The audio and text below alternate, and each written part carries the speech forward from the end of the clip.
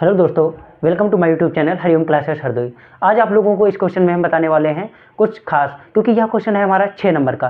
कितने अंक का है? 6 अंक का है और बहुत ही इंपॉर्टेंट क्वेश्चन है। ये कई बार पूछा भी जा चुका है, इसलिए हमने सोचा कि यह कुछ खास होने वाला है, तो आप लोगों के लिए एक ही वीडियो पे एक ही क्वेश्चन पे एक वीडियो बना दीजिए और अच्छी तरीके से आप लोग इसे समझ सकते हैं।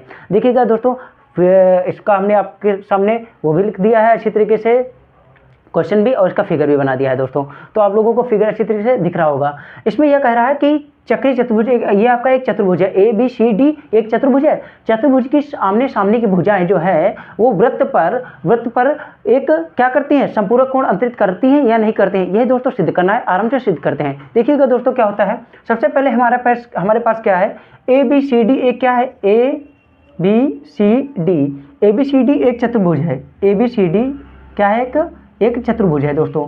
ए बी सी डी एक चतुर्भुज है जो कि वृत्त जो है, वृत्त जो है चतुर्भुज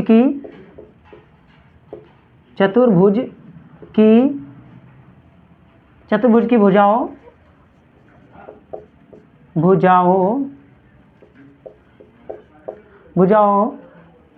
ई कॉमा एफ, दोस्तों ये क्या है हमारा एफ है, ठीक है। ई कॉमा एफ कॉमा जी कॉमा एच पर क्या करता है, स्पर्श करता है, ठीक है, स्पर्श करता है। दोस्तों हमें एक बात पता है कि किसी भी वृत्त की स्पर्श रेखाएं क्या होती हैं, बराबर होती हैं। किसी भी वृत्त की क्या स्पर्श रेखाएं होती हैं, बराबर होती हैं। तो यहाँ पे हम देख सकते हैं कि ए जो हमारा यह पॉइंट है, यह पॉइंट ए है, इसकी स्पर्श रेखाएं कौन कौन सी ड्रा हो रही है, ए एच और ए ई। या ए एच जो होगी दोस्तों क्या होगी, ए ई के बराबर होगी, ए ई के क्या होगी, बराबर होगी। तो जब स्पर्श रेखाएं बराबर होती है तो उनके द्वारा जो बने कोण भी होते हैं दोस्तों वो भी बराबर होते हैं। तो यहाँ पे ए एच और ए ई के बीच में जो कोण हमारा बन रहा है वो एंगल 1 बराबर है एंगल 2 के। दोस्तों इतनी बात समझ में आई होगी। अब देखते हैं जो हमारा बाह्य बिंदु है डी, इसको लेते हैं। तो डी के साथ में कौन कौन सी स्पर्श रेखाएं बन रही है, एक डी जी बन रही है, दूसरी कौन सी बन रही है, डी एच बन रही है। तो डी जी जो है बेटा देखते हैं, डी एच जो है बराबर है किसके, डी जी के।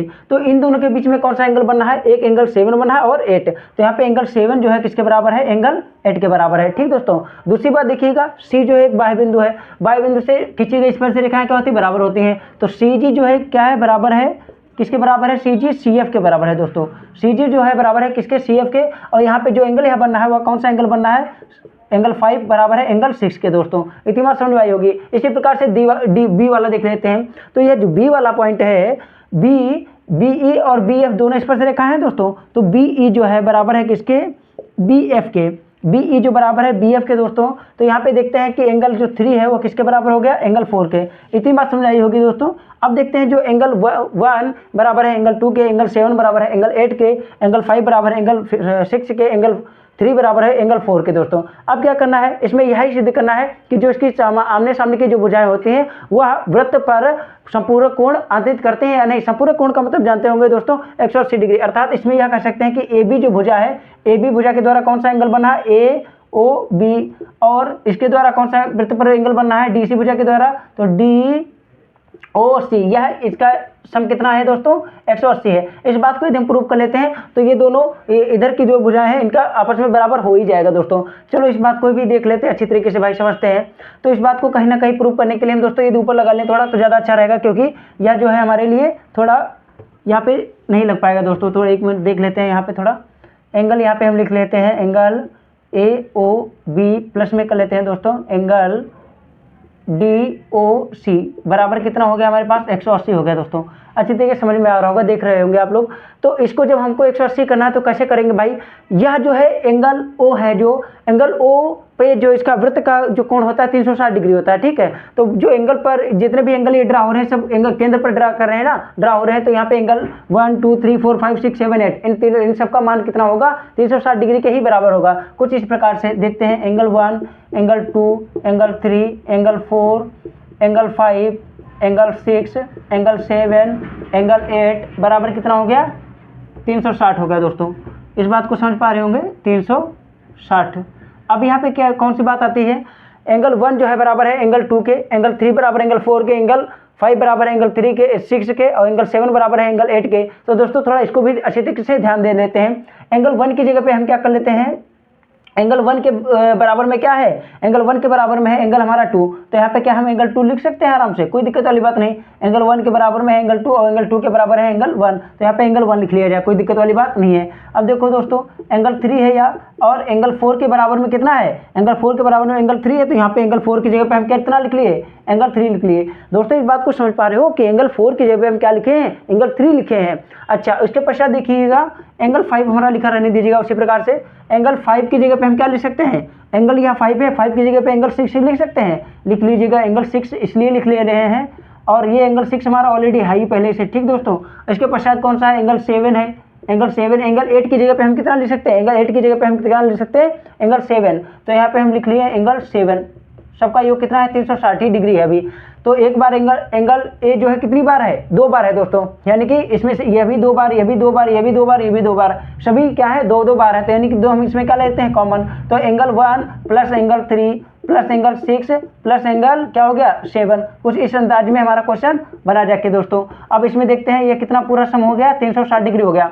अब ये जो 2 है इधर किसमें मल्टीप्लाई में है, ब्रैकेट के बाद, ये ब्रैकेट पहले जस्ट हमारा यहाँ पे कौन सा सिंबल लगा, मल्टीप्लाई में। जब इधर कोई मल्टीप्लाई में होता है तो वहाँ पे कैसा जाता है, बटे में जाता है दोस्तों।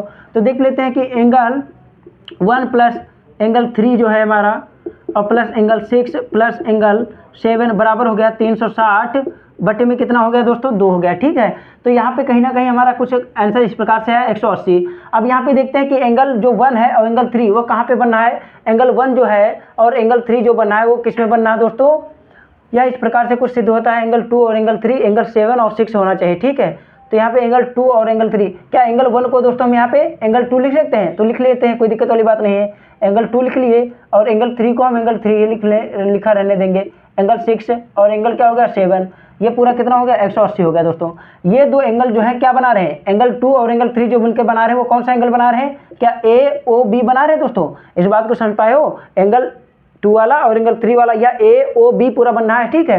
उसके पश्चात देख लीजिएगा एंगल 6 और एंगल 7, यह एंगल 6 हो गया, यह 7 हो गया, यह कौन सा बना रहा है सी ओ डी बना रहा है, यह कौन सा एंगल बना रहा है सी ओ डी दोस्तों। अब देख लेते हैं यह 180 डिग्री हो गया पूरा। कुछ इसी प्रकार से हमारा क्वेश्चन क्या हो जाता है दोस्तों, सॉल्व हो जाता है और हम सिद्ध कर लेते हैं, जो कि ऊपर इस प्रकार से लिखा है, ठीक है। डीओसी भी लिख सकते हैं, सीओडी भी लिख सकते हैं, कोई दिक्कत वाली बात नहीं है, सीओडी भी लिख सकते हैं।